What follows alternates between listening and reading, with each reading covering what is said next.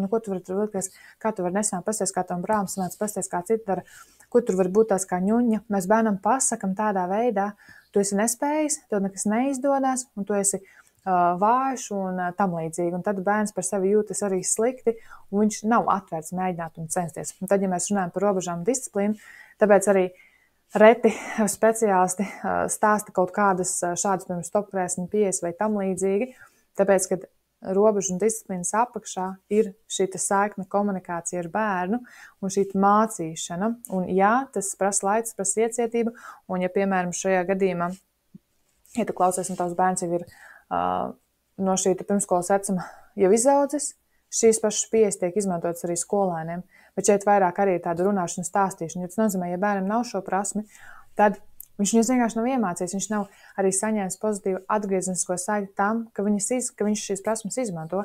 Un tas nozīmē, ka jums tik un tā būs jādara tas pats, neatkarīgi no tā, ka tas bērns ir liels, tās pašas pirmskolas vecuma bērnu pieejas būs jāizmanto skolēnam.